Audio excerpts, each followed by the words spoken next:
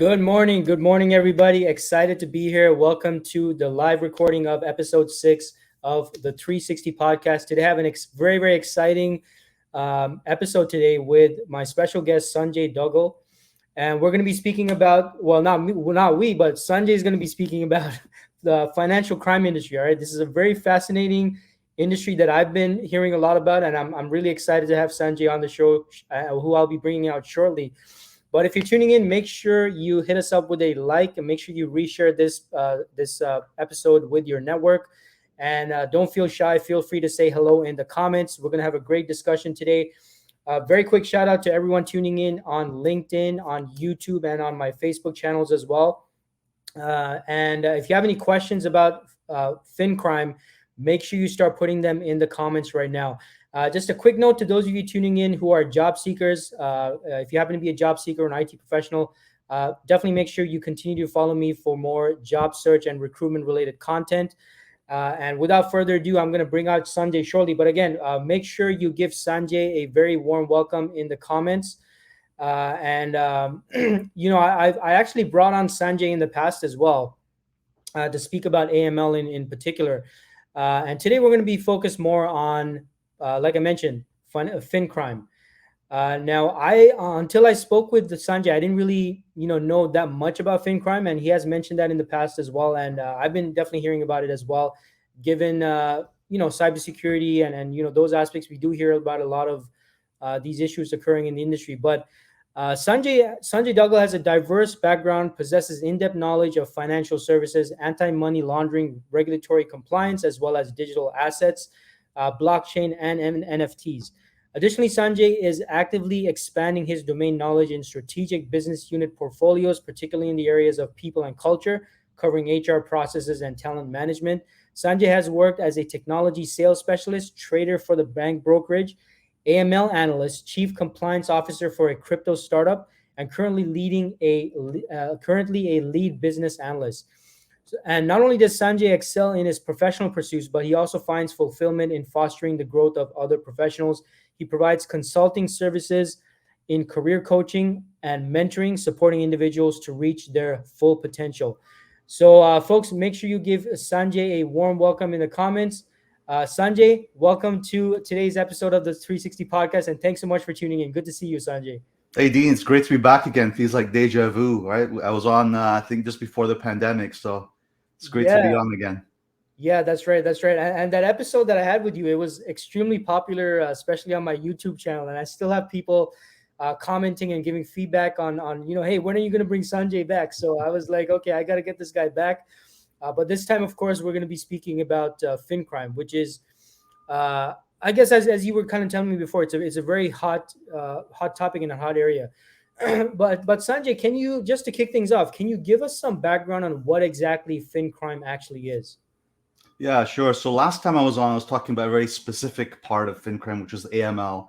But AML is just one component of FinCrime, right? It's a very broad domain. So basically, it encompasses a wide range of criminal offenses, right? So you have things like fraud, money laundering, bribery, corruption, terrorist financing, tax evasion, insider trading, identity theft, right?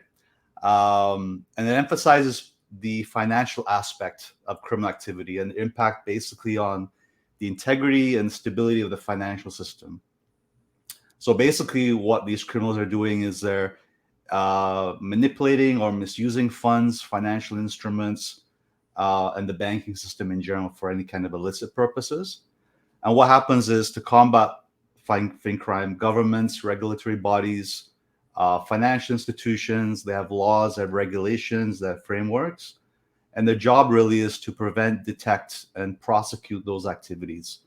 So, for example, you have anti-money laundering measures, know your customer, who you're onboarding, who you're banking with, and then fraud prevention techniques. So this collaboration between law enforcement agencies, financial institutions, and regulatory bodies, they all gather the evidence and bring those criminals to justice. Got it, got it. I mean, it sounds like a lot. It sounds like something out of one of those action movies, right? Like when you're explaining this thing, I'm thinking about, Jack Reacher or the Tom Cruise in Mission Impossible. That's kind of what I'm getting. But Sanjay, how did you get into this industry, and what do you like about it the most? Yeah, actually, you know what? I kind of fell into it. I guess right place, right time. So I remember, I think it was back in 2015. That time I was working at TD Direct Investing, which is an online brokerage. And I'd done my 18 months. It was time to move on to the next career peg. So the natural course would be go to like financial advisor or investment advisor. That's where I was thinking of going. And a couple of my colleagues were then moving into compliance and AML. And at that time I didn't know what AML was. It's the first time I'd Yeah, heard of this concept. So one of my colleagues had told me, hey, HSBC is hiring. They're taking anyone on board which has some kind of financial services background. You get to snoop into people's accounts, and there's no sales targets. You don't work weekends like you do in the branch. And I was thinking, you know what, that sounds pretty good to me. yeah. I get, so I decided to apply, and that's how I got my foot in the door as an AML analyst at the beginning. So I took HSBC's training, and then the rest is history. From there, I just kind of honed in my skill set and have been in this space ever since. Got it. And what do you personally like about it? Like, what do you enjoy about it? Like, what makes you kind of passionate about this particular industry? Well, I think a couple of things. So, a lot of people talk about job satisfaction, right? Meaningful work. So in FinCrime, we're not doing crime, by the way. We're preventing crime. Just to make that Yeah, clear. just to So clarify that with everyone out there. yeah, so you're doing something really. You're helping society, right? You're finding criminals. You're preventing from disrupting the financial system, right? You're the advocate for individuals and small businesses, right? You hear a lot in the news every now and again about tax evasion or fraud or bribery. Who do we know? A friend of a friend, or someone in the family has been hit by some kind of scam or fraud. So there's a lot of fulfillment that comes from this line of work where you're impacting people, right? Yeah. So there's a lot of fulfillment that comes from that. That's number one. So you feel like, to your point, you feel a bit like a superhero, right? Not to the extent we see on the movies, but in some small way. And there's a lot of diversity. There's a lot of change. It's one of those fields where uh, one day is never the same from another. There's constant regulatory updates that are coming down the pipeline. So you always have to stay abreast to what's coming out from the government, regulation. And financial crime is a game of cat and mouse, like Tom and Jerry, right? Yeah. You're always kind of finding ways to prevent crime, but then the criminals are always coming out with innovative ways to counter that. So that constant back and forth is always there. So that excitement's there, in terms of you applying skill sets, and there's a lot of technology that's coming out too to combat financial crime. So you learn a lot. There's a lot of constant change, and you're an advocate for protecting the financial systems and individuals and businesses. So I think that's really what I enjoy about this industry. Yeah, I mean, it sounds like very extremely fulfilling work, and from what I've heard, like on the criminal side, this is like a multi-billion-dollar industry, right? Like financial crimes. So I mean, it's huge the impact that has on people, and you're kind of involved in helping take those preventative measures and all that. So Sanjay, like, what type of career paths are available in FinCrime? So as I mentioned, it's quite diverse, right? So a couple of key areas that you can get into would be one of the broad areas, which is basically called a compliance officer. All right, that's one of the areas. So as a compliance officer, you're responsible basically for ensuring financial institutions adhere to laws, that fall under regulation. You're basically maintaining internal policies. You're developing compliance programs, right? You're doing things like risk assessments for the bank. And then, with that career path, you can then become seasoned and eventually become a CCO, which is a chief compliance officer, where you basically oversee, you're responsible for that entire compliance department, right? That's one area. Another one, that I alluded to earlier, which is what we talked about when I was on last, was AML analyst, anti-money laundering analyst. And in that role, you're basically doing the investigation part. So you're investigating for suspicious transactions, indicative of money laundering or terrorist financing. You're analyzing customer data. You're looking for transactional patterns, and you're reporting those to FinTrack, who is our regulator. And again, with that role, you can progress. You can go from a AML analyst to a senior AML analyst to a team lead to a manager of AML and eventually head of financial crime, right? Another area is a fraud investigator. So with fraud investigating, you're basically looking for things like identity theft, credit card fraud, insurance fraud. You're gathering evidence, you're interviewing. And with that role, you're basically working closely with law enforcement agencies. You're building cases against individuals, organizations. A couple of new emerging roles, right, in the last couple of years. Cybersecurity analyst. There's a lot of kind of intersection between that and the analyst role, because you're basically prevalent in, there's a lot of prevalent cybercrime happening. So as a cybersecurity analyst, you're basically protecting data from cyber threats, from hacking, data breaches, things like that. Ransomware attacks, right? You're responsible for identifying those, looking for vulnerabilities, security measures, and another role as well recently that's come up is cryptocurrency investigator. Oh, Right. So as interesting. Wow. cryptocurrency gains popularity, so does it need to have Yeah. analysts to monitor transactions on the blockchain specifically for illicit activity. So as a cryptocurrency investigator, you're specialized in tracing and analyzing blockchain transactions, money laundering, fraud, ransomware payments. And these type of roles you're going to find mostly in crypto exchanges, right? So your CoinSquare, Coinbase, Kraken, Binance, even Wealthsimple, because they also host crypto wallets as well. So those are some emerging roles, as well as you can go into data analytics, data science fields within FinCrime, and that you're identifying patterns, a lot of data. You're identifying patterns for identifying financial crime, detecting anomalies, predictive models to enhance like fraud detection and prevent systems from going down. And then last but not least, regulatory technology roles called RegTech. So Oh, those you're looking at leveraging technology to assist regulatory compliance. You're looking at technology solutions, automation of compliance monitoring tools. And that kind of leads into what I was doing as a business analyst, where I was specializing in AML. So I was implementing regulatory changes within the internal systems to work with our vendor to fight suspicious activities. So yeah, quite diverse. A lot of options there.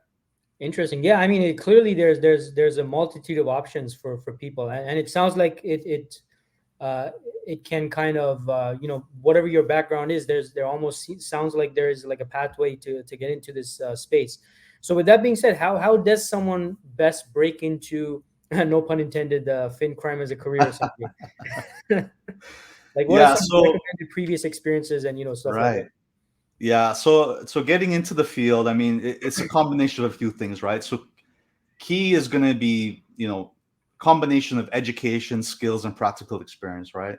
So first and foremost, I would suggest getting your education and knowledge, right? Get a core understanding of AML risks. And where you're going to find that is going to the FinTrack website. That's going to be your bread and butter. So FinTrack is short for Financial Transactions and Reports Analysis Center of Canada. Bit of a tongue twister. So that Yeah, website. try to say that fast like 10 times, right? Yeah, so that website basically has all the information that's mandated on regulation and guidance for Canada. So with that, you're going to find that website hosts information on the regulatory frameworks for anti-money laundering, terrorist financing. It's going to tell you how institutions report suspicious transactions. What are the red flags, right? And that website is always evolving. So as things have changed through COVID, there's different types of financial crime that FinTrack have found that's happening in financial institutions. So it's a very good website to understand your bread and butter of what's happening in the industry. What are the trends? How do you do a suspicious transaction report? What are the things that are important to put on the case? So that's a really good starting point. How do you spell that Another again? would be Sorry to cut you off, Sanjay. How do you spell that again? I just want to put it for the comments and FinTrack. It's spelled FINTRAC. oh, fintrack.com. I believe so. Yeah, fintrack.com. Okay, gotcha. Yeah, there's a ton of information there. Yeah, there you go. That's where I go to see what the latest trends are, basically in the marketplace. So that would be the first thing, right? Right. Getting the knowledge. Another one would be to get some professional certifications, right? So you want to pursue those that are highly regarded in the field, especially for your career. So there's three that I would recommend. So one of them is called ACFCS. Okay, that stands for Association of Certified Financial Crime Specialists. So that website is acfcs.org. Okay. Okay. Now, that organization, they're basically a global professional association. They're dedicated to basically improving knowledge, skills, and expertise in the profession. And they cover a lot of broad areas within FinCrime. So they're going to cover things like AML, cybersecurity, compliance programs, and they do have a certificate that you can obtain called Certified Financial Crime Specialist. You will see that on some of the job postings out there. It wasn't as well known, I would say 5 years ago, but as they have evolved their program and their certification, you will see sometimes they'll put there as a like a nice to have if you have this certification. As we talked about crypto, so they've recently added a crypto compliance specialization. So that's going to focus on financial crime risks within the crypto industry. So that's really good that they've added that. Okay. So that's one of them I would recommend. Another one is ACAMS. So that's ACAMS.org. So that stands for Association of Certified Anti-Money Laundering Specialists.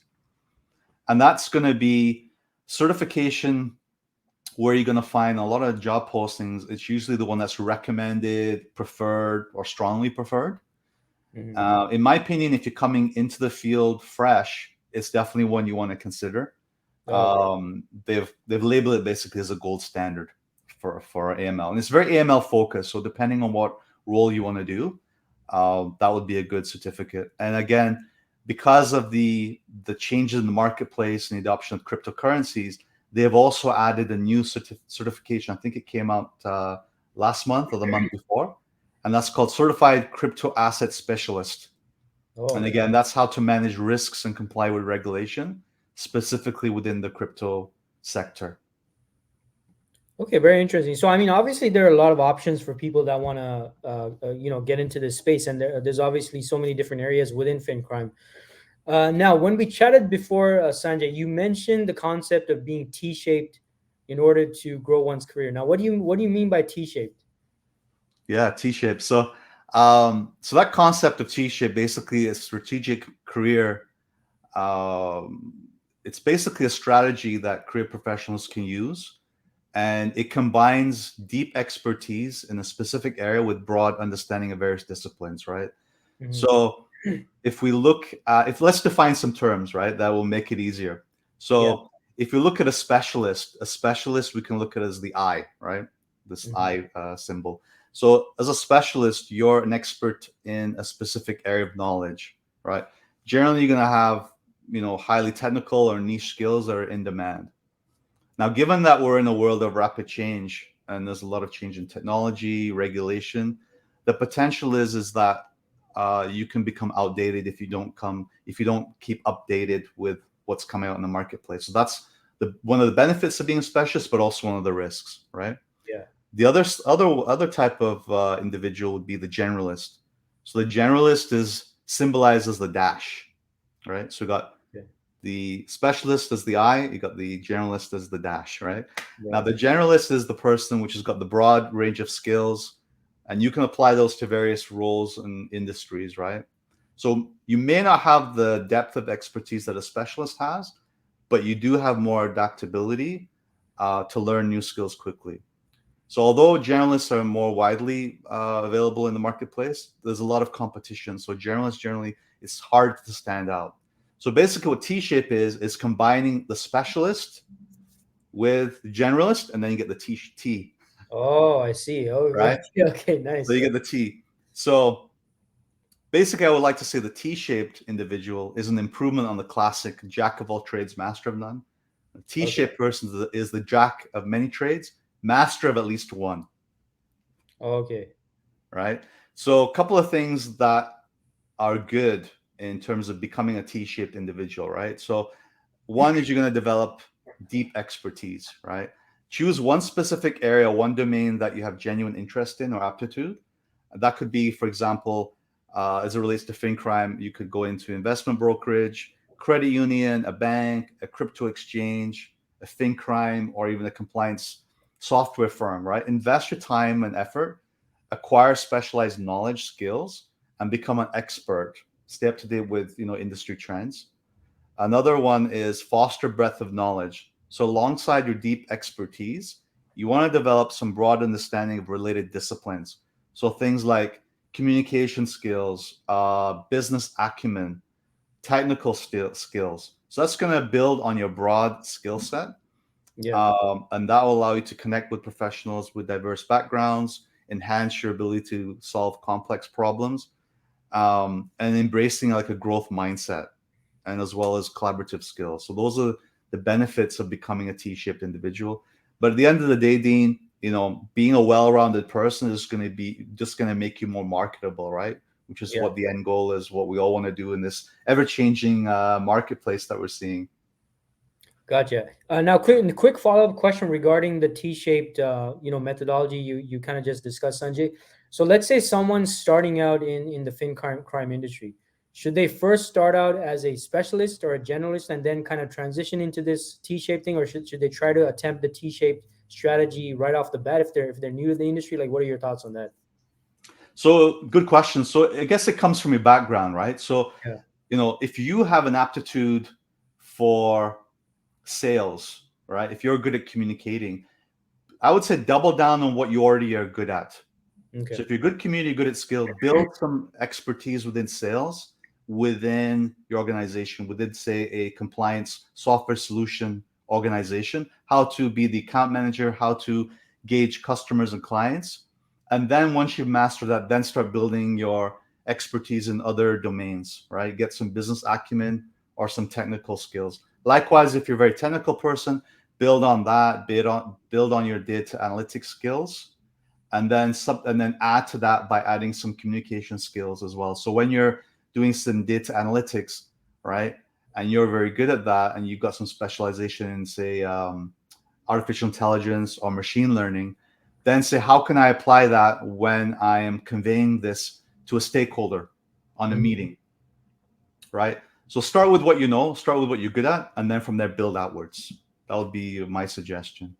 Okay, excellent. Yeah, excellent advice. And another follow up question regarding that, Sanjay. Like when people are at a point where they're figuring out maybe an area they want to dig a little deeper into, as you mentioned, how should they determine that? Like, should they just go for what they feel passionate and excited about? Should they more so take a look at where the demand is in the industry? Like, what's your personal suggestion on that? Yeah, great question. So with the different domains, in my example, for example, so I was in a crypto startup, right? And there was a lot of headway, and then the market changed. There was a lot of volatility. There was a lot of regulation. So I stepped out of the industry uh, and waited. And in the time while I'm waiting, I'm just getting more expertise, skills in that domain, so that way when things start picking up, when there's more clear regulation, specifically in the United States, I can always jump back into that industry.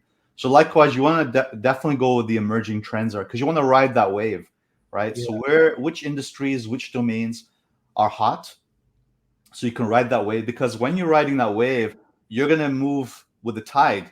So you're gonna get opportunities to grow within our organization, right? And likewise, if you're in an organization or industry which is kind of slow, take some time to step out, go into a more stable environment, and continue to upgrade your skills. And when there's an opportunity to get back into that area, you can always do that. So definitely, you want to not be stagnant and kind of be at the mercy of what's happening in the industry if things are volatile or are not changing in the way that you want them to at that time. So yeah, and that's done by just monitoring trends, keeping your heart to the market, what's happening on LinkedIn, find out where the opportunities are, and forecasting, right? Looking ahead, like where are things going not only today, but where are things going in the future. So we're seeing things like chat GPT, AI, artificial intelligence.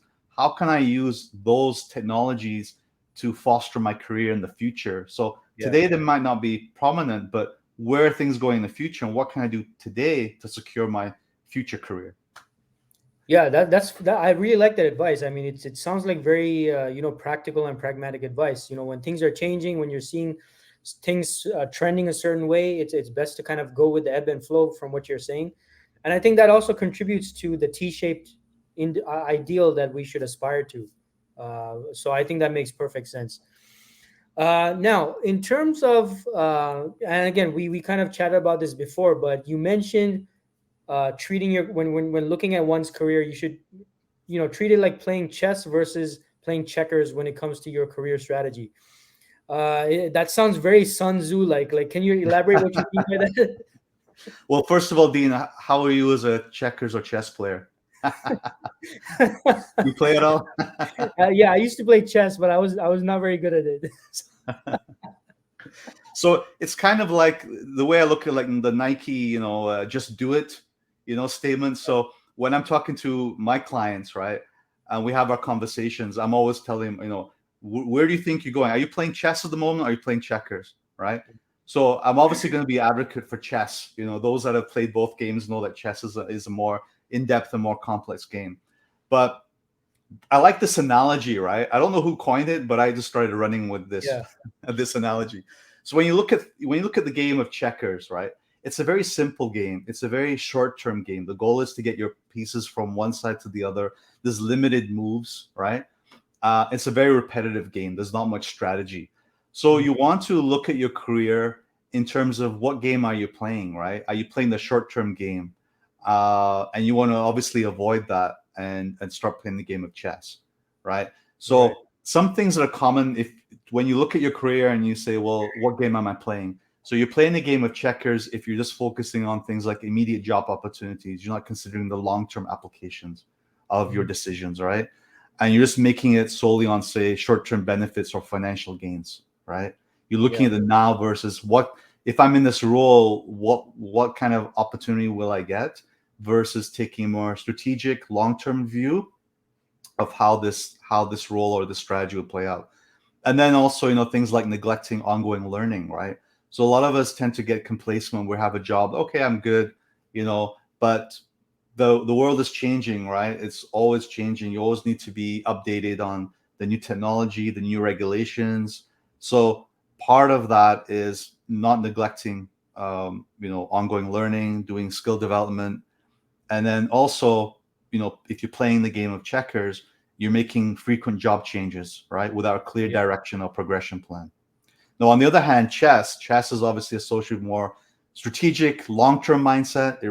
Chess requires thinking several moves ahead, right? You're Right. anticipating your consequences of every move, right? So if you're playing a game of chess, you're investing in long-term goals, creating a career roadmap. One of the things that I learned in business analysis is what's called a SWOT analysis. That stands for strengths, weaknesses, opportunities, and threats. And I recommend anyone in their career to do a SWOT analysis on themselves. What are Mhm. my internal strengths? What are people telling me I'm good at? What am I not good at? What do I dislike? Because obviously you want to avoid and stay away from things that you're weak at and focus, double down on your strengths. What are the opportunities in the job market and what are the threats for me to get there? So that's a way you can apply chess thinking, right? Right. Considering the impact of your career decisions and future opportunities, investing in continuing learning, staying relevant in the industry, and then proactively identifying and capitalizing on emerging trends in industries, right? So making that shift from working in a financial institution to then say working in a fintech or a crypto exchange or vice versa, right? Being able to adapt to move where the opportunities are within different industries. And, they say patience is a virtue, right? So in chess, you can't allow yourself to make rash decisions. You have to consider options and choose the best move. So, that's how that analogy applies. Awesome. Um, And and and I we recommend people watch, that Netflix movie, The Queen's Gambit on Netflix, Oh right? yeah, yeah, I watched it. That's a great show. Yeah, that'll give you some strategic implications of career growth that relates to this chess analogy. Yeah, yeah. And apparently I heard some, I don't know if it's true, but I heard apparently that show was really popular. And after that show came out, the sales of like chessboards like skyrocketed or something like that. Everybody would start playing chess. So Yeah, even me, I was like going on Amazon, like, you know what? I'm gonna order a chessboard. Let me get yeah, started learning this game. yeah, that's right. We got some feedback from the comments. Someone said brilliant analogy. Absolutely. You mentioned about the SWOT analysis, Sanjay. I just had a quick question about something you mentioned there. Now, you mentioned in regards to the weaknesses, one should typically avoid maybe areas where they'd be exposed to one of their weaknesses or something. But aren't there cases where we should try to improve on our weaknesses? Like, how do we kind of differentiate between that? In terms of, hey, I should leverage my strengths and avoid my weakness areas. And then what about those times where it's more of an opportunity to improve yourself? Like, how do you differentiate between the two? Yeah, let me be a bit more clear on that one. So when I talk about weaknesses, I'm talking about things you dislike, Uh, things that you don't have aptitude for, right? For example, for myself, programming, I'm definitely that's a weakness. I don't know how to program. I don't know how to do that kind of Python programming. So that's an area I would definitely avoid because the time and investment for me in that area, and just because there's a lot of barriers to entry, not only in learning but also knowing my personality. So when I say weaknesses, stay away from things that you know that's going to take a lot of effort, and double down on things that you're already very good at. But again, to your point, there are some areas or there are some skill sets that you are interested in, but it may not be at a place where you have a lot of knowledge. For example, there's a lot of people on this call that might be interested in crypto or blockchain, right? yeah, So they may be standing from a place of weakness, meaning they don't understand the industry yet, but they have a passion, they have an interest, they have a curiosity, right? So that's going to drive them then to then take the steps to learn that industry, get the knowledge, seek mentorship, seek professionals, start attending seminars, and that's where you can build on that. So the starting point, the starting place is definitely your curiosity or your interest in something that you may not know at this present time. So that's a differentiation when I'm talking about the weaknesses aspect. okay, excellent. Yeah, I mean that makes perfect sense. And also another follow up question I had, Sanjay, regarding the chess versus checkers analogy. By the way, great analogy. I definitely agree with you on thinking long term, thinking a few steps ahead.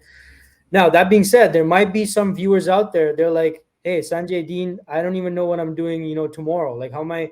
I'm not sure where my career is gonna take me in the next few years. I don't know where I'm gonna be a few years from now. How do those people play chess, or what do you think they should be doing? Like, if they're not 100% sure what they want to do over the next few years of their career, or is Yeah, it you even know what? possible? Yeah, career is one of those things. A few of us are very fortunate; they know exactly what they're going to do when they turn Yeah, 18. They're like, okay, I want to become a doctor. They go to med yeah, school, exactly, and right, then yeah, they're a doctor their whole life. A lot of us, me included, it was an exploratory process, right? Like, I don't know what I want to do. Like, yeah, and a lot of it really, frankly, comes down to experimentation. mhm, You will not know if you like something until you actually try it. So I would say not to be scared or worried about trying new things, because the act of trying it and doing it, you're gonna know. If you read a job description, you're really not going to know whether it's something you're going to really like truly unless you're yeah, actually doing it. So I would say start once you've done the SWOT analysis, start looking at different roles. Go on LinkedIn, start seeking out professionals that are further on in their career, and see what you like about those roles that they're in, and see their progress. How did they get to those roles? What are the steps? Start doing interview people and say, what do you enjoy about this role? What don't you like? And see if it resonates with you. That's how you're going to kind of start getting some data points for yourself. And um, if you're fortunate to work at a company which allows you to do job shadowing, do some job shadowing, right? If you're in the investment side or the fraud side, or the call center side, mhm, ask your manager, say, hey, I want to do some job shadowing in the compliance department or the AML department or the brokerage department or whatever it may be.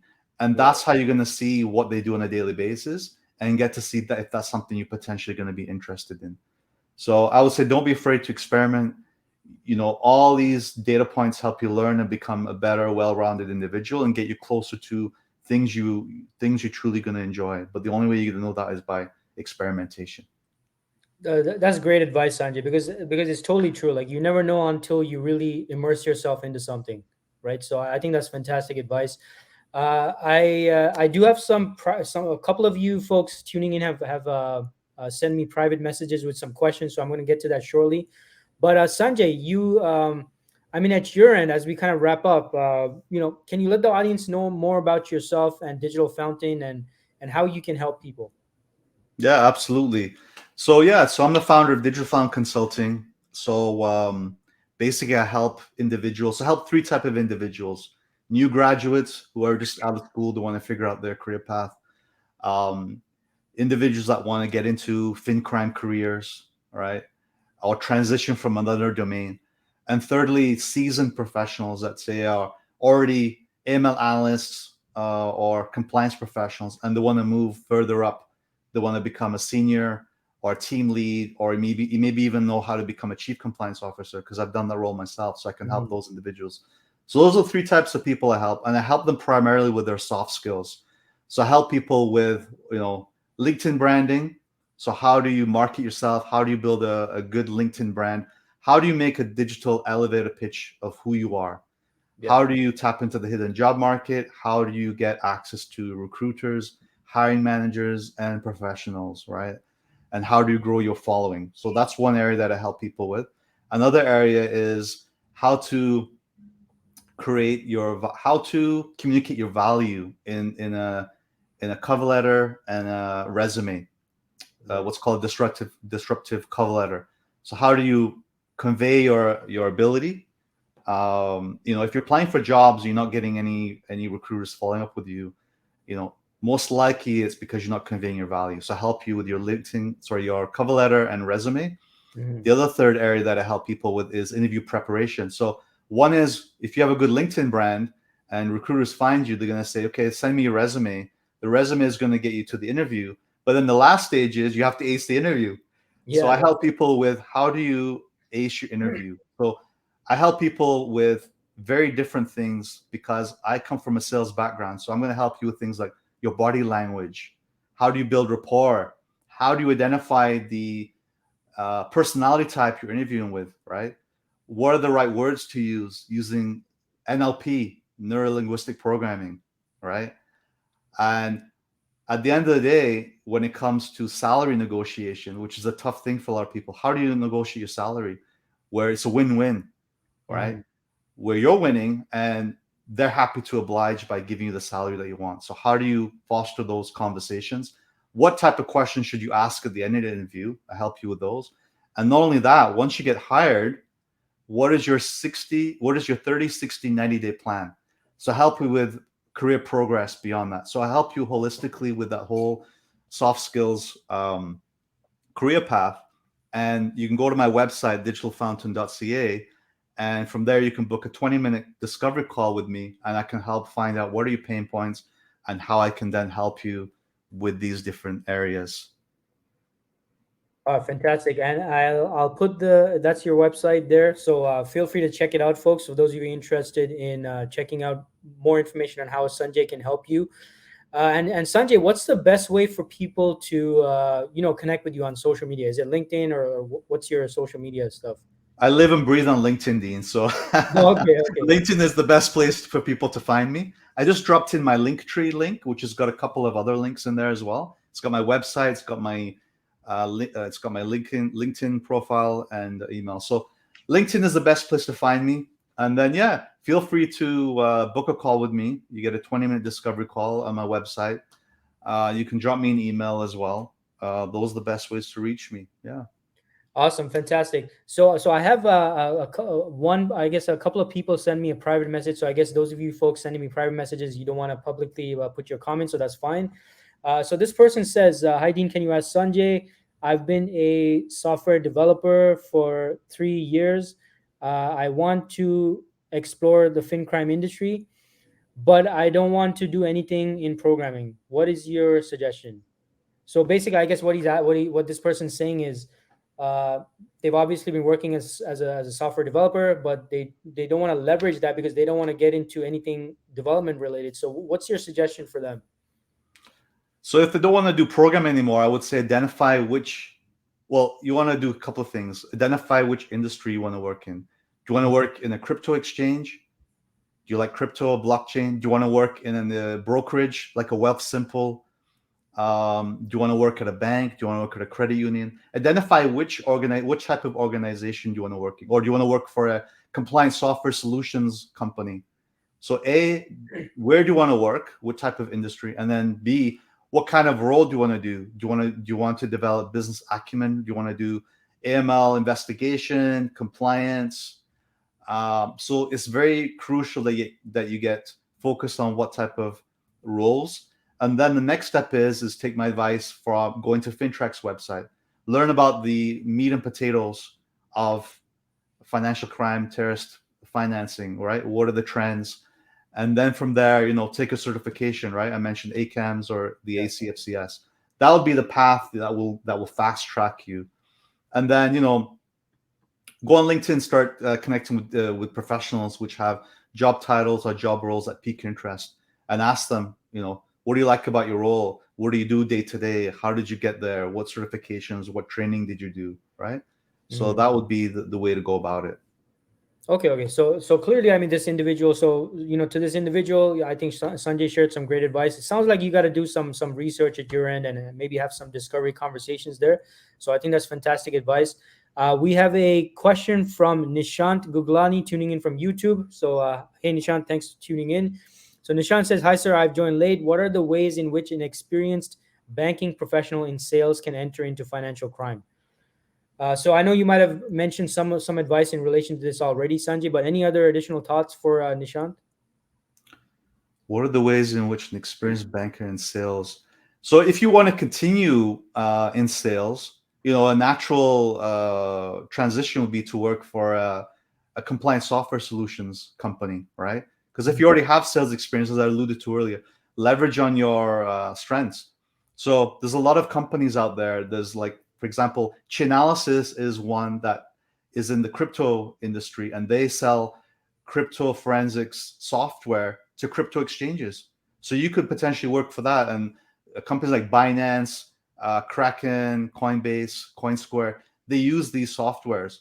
So you could be the account manager or the customer experience person or the person which is going on the market for these crypto companies. Say, hey, do you want to learn about our tool, how you can use it? So that's an area that you could potentially kind of get some expertise in. Or if you want to go the more traditional route, join a company that sell, like for example, Verifin, Fernango. These are brick and mortar. These help banking clients or credit unions with compliance software.